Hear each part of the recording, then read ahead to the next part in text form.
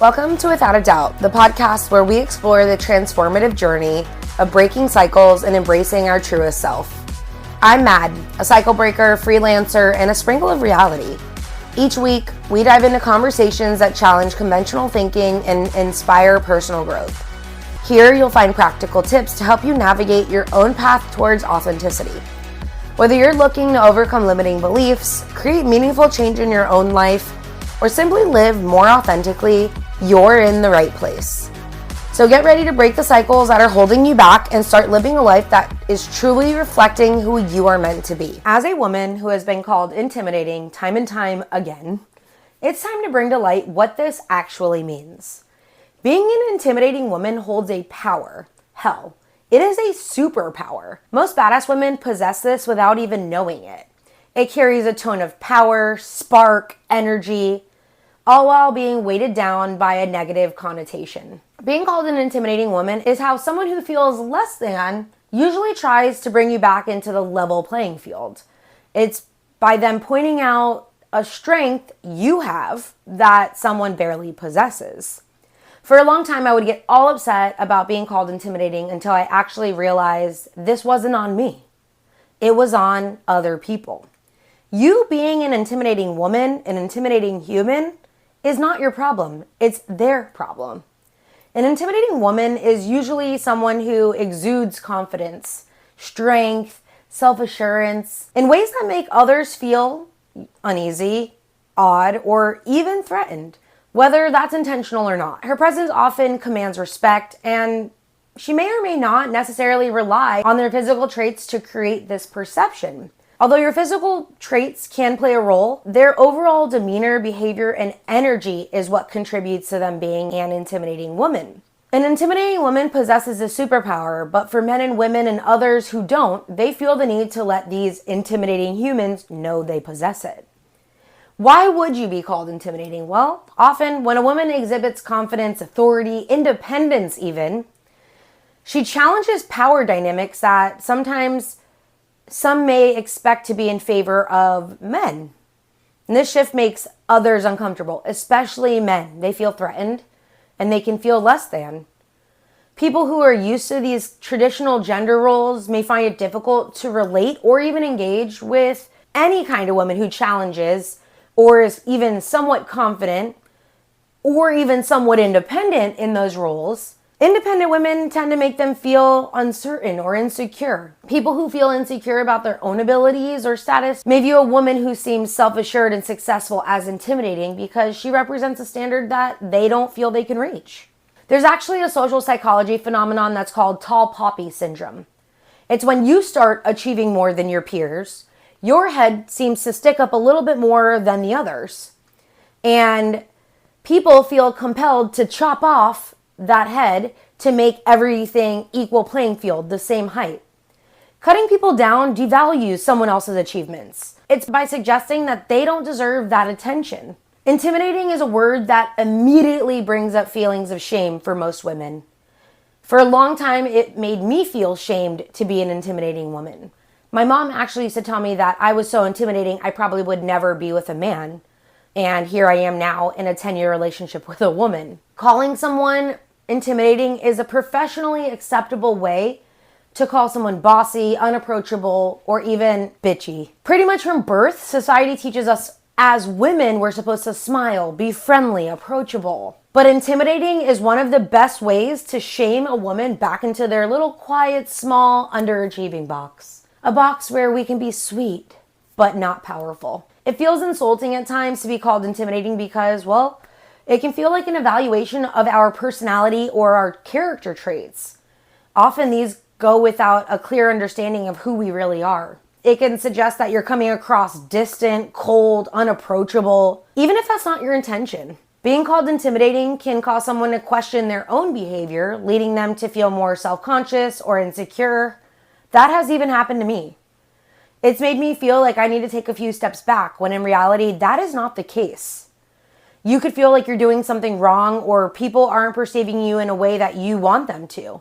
Sometimes this is the biggest hit to self-esteem because you're perceived as intimidating. It can be a blanket label that oversimplifies our personality, and it's easy for someone to say you're intimidating based on superficial traits like your physical appearance or just your confidence, without considering even the full picture of who you are. This feels reductive and may not accurately reflect our intentions or our character, like I've been mentioning. Women in particular find this label more frustrating or insulting. I do. It sometimes is used to silence or diminish women authority. When a woman is perceived as confident or assertive, for example, she may be labeled as intimidating in a way that a man might not be, even though they display the same traits. I feel like this is a good time to talk about the Donald Trump and Kamala Harris. She seems to be an intimidating woman, at least to him. No children, that seems intimidating to him. Men can also have cats and be childless.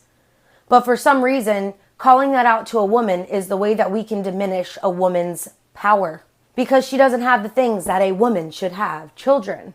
When people are intimidated, they will put you back in a box. There is no equal playing field in men and women with intimidation, because women are supposed to be less intimidating.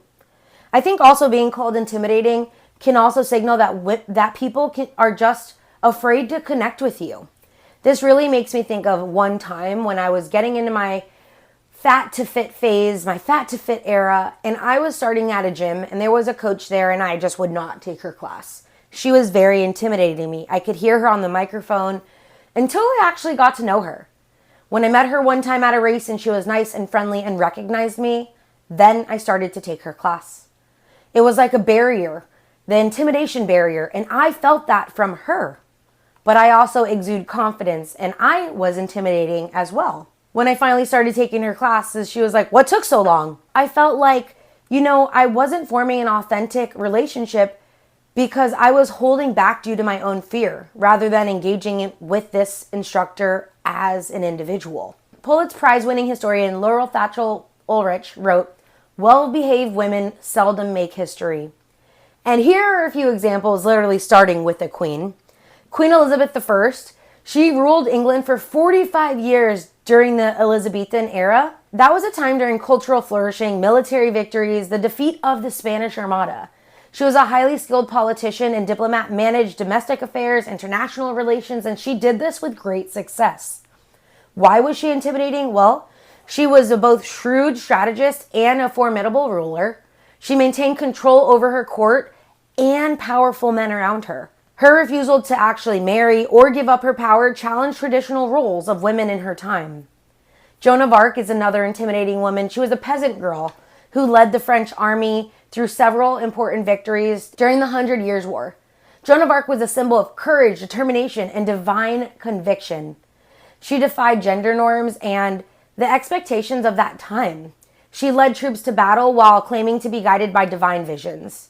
She was a fearless leader, a fearless warrior who defied gender roles, expectations, and political establishment of her time. Her conviction and her leadership made her a figure of immense power and influence. Now let's talk about the RBG. In our U.S. Supreme Court, Ruth Bader Ginsburg became a trailblazer for women's rights. She advocated for gender equality and civil liberties throughout her career. Known as the notorious RBG, she became a pop culture icon while maintaining a reputation as a fierce advocate for justice and law. Her legal expertise and sharp intellect made her an imposing figure in the courtroom. Her quiet, unyielding approach to justice actually made her both revered and feared by those who disagreed with her views. She was tiny, but she was mighty. Serena Williams, a badass athlete, is one of the greatest tennis players of all time. Dominated her sport for decades. Her athleticism, mental toughness, physical strength have made her a formidable opponent on the court. She is so intimidating on and off the court. Many would say she has RBF, and I have actually seen her out in real time. Her presence is mystifying. Combined with her outspoken confidence and resilience in the face of adversity, she has become an intimidating figure in the world of sports and beyond. Her power on the court leaves opponents mentally and physically overwhelmed. Malala Yousafzai is a global advocate for girls' education, surviving an assassination attempt by the Taliban. She campaigned for girls' right in education in Pakistan. She became the youngest ever Nobel Prize winner. at 17 years old. Her courage, intellectual prowess, and unwavering commitment to her cause in the face of extreme adversity has made her inspiring but an intimidating figure, mostly to men. Her ability to stand up to the powerful adversaries and speak truth to power is a defining feature of her character. How does one actually become an intimidating woman? Well, if you're aiming to project a more intimidating presence, whether for self-defense, to assert authority, to command respect in whatever situation, here's a couple ways to cultivate perception without compromising your integrity or authenticity. First of all, with your body language, we need to stand tall, stand confident, maintain good posture, shoulders back, head high, spine straight. A confident, upright stance conveys power and control. Take up space. Stop hunching over. Don't shrink into yourself. Sitting or standing with your body spread out rather than contracted, all rolled in, shoulders forward, hands crossed. You want to feel more dominant, you've got to take up more space. Holding strong eye contact, holding steady, unflinching eye contact makes you seem assertive and unafraid. Avoiding eye contact during conversations makes you seem unconfident, makes you seem like you're backing away. If you're quick and erratic with your movements and you signal nervousness, people are going to know you're fucking nervous. Move with purpose, move with control. That gives the impression of confidence and authority. Firm handshakes, I learned this in high school, in leadership class. Webbies to webbies, make sure you're touching, but a strong, confident handshake will convey power in professional settings. Avoid those little limp handshakes, like barely touching hands, like that suggests weakness or insecurity. I've been told so many times that I have such a nice handshake, and it's because I shake with power. I think it's also important that you have a tone of voice. Speak slow, speak clear. Speaking controlled, deliberate pace can actually make your words sound more impactful. Rushed or hurried manner, speaking silently, all of that undermines authority. Avoid filler words like like, which I need to work on, you know, which I need to work on. All of those undermine confidence. Be mindful when you speak with clarity and conviction. Your mindset and your attitude, confidence is key. One of the most important aspects of being intimidating is self-assurance. If you truly believe in your own self-worth, your own authority, others will feel that. Confidence comes from experience, self-belief, and comfort in your own skin. Loving who you are, knowing who you are, and accepting who you are. Assertiveness without aggression, it means being assertive, standing up for yourself, and expressing your needs or opinions without being overbearing or aggressive. And I think this is really hard with communication. There is a big difference between being intimidating and being hostile. The former commands respect, while the latter involves conflict. I think if you can also control your emotions, people who are easily angered or emotional can be perceived as weak, unpredictable. Keeping a calm, composed demeanor, even in challenging situations, that will make you appear more in control and intimidating. This makes me think of the show Survivor. I am a big Survivor fan. When you're watching that show, there are people that just literally go crazy, like their brain, their mind, everything is taking over, and you can tell they're crumbling. The other contestants also can tell they're crumbling. They feel unpredictable, and then they vote those people off because, well, you can't trust someone who's like a little shaky leaf. Controlling your responses and emotions is very different than being vulnerable. Sharing and being open is being vulnerable, but being uncertain, unaware, unsure, those are ways that people are going to easily push you back into your hole. If you can create mystery and be selective with what you share, you don't have to reveal everything. You don't have to tell everyone everything about yourself. I remember the very first session with my therapist, she said, you don't have to tell me your whole exact narrative. Like, I don't need it all now, and I'm never going to need it all. And I think about this in our day-to-day. Oversharing never really gets you far. Keeping certain aspects of your life, opinions, and your intentions private will actually make you seem more enigmatic and unpredictable. Sometimes people do like mystery. People tend to remember individuals who are hard to read or create an air of mystery, but keeping some things to yourself will actually make others more hesitant to fully gauge or challenge you to understand your authentic self. They always say people remember how you made them feel. And I think that's important. Use your silence effectively. it can be a powerful tool.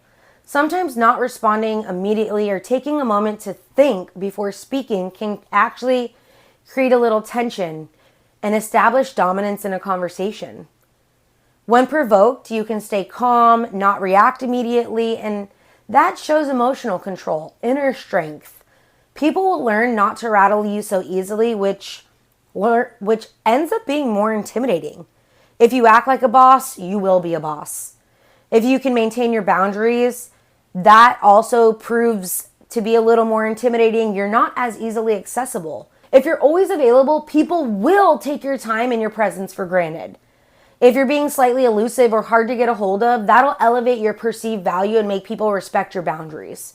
Holding tight to your boundaries is how you protect your peace. It's how you get people learn about who you are and what you are willing or what you're not willing to tolerate.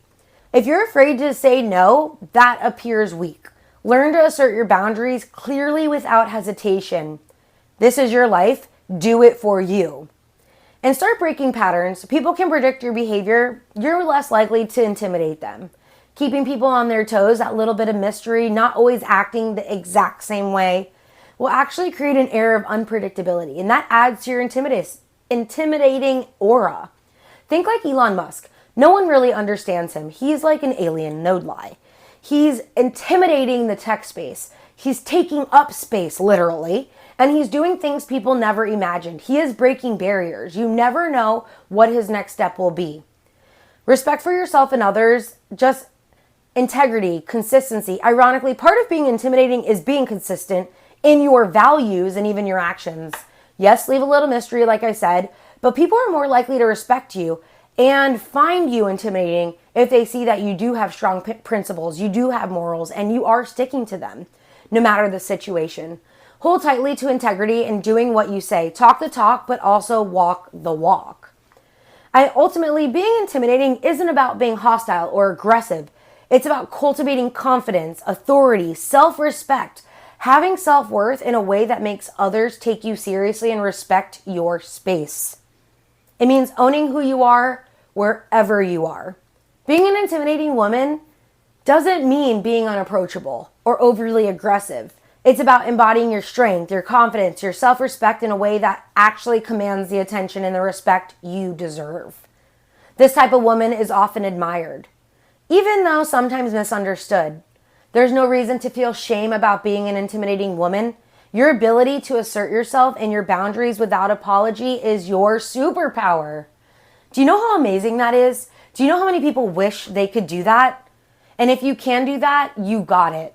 When you're living the most authentic life, others find that intimidating because you're figuring it out on your own. You're putting one foot in front of the other in order to find the magical land of authenticity, your land of authenticity. And often people find that intimidating because, hey, you can and they can't. It's just that simple. Don't stop being who you are. Let them think you're intimidating and keep moving with the zest for success that embodies what you want for yourself. Only you can do that. Being the intimidating woman is your superpower, and it's only going to bring you more greatness and land you in seats at a table that you're meant to sit at. Go out, intimidate the fuck out of the world. You are without a doubt a badass. Don't you forget it. I will see you next week. XOXO, your girl Mad. See ya. Hey, and by the way, if you love this podcast, let me remind you that you sharing this is one of the greatest ways to help my podcast just grow. If you don't already follow this, hit the follow button. Give it a rating. Do something with this that can help this go from where I am now to somewhere greater. You have the ability to help me be a bigger podcaster. I love you for being here, and you can always find me on YouTube, Instagram, or anywhere you listen to your podcasts. See you around and catch you next time. Bye.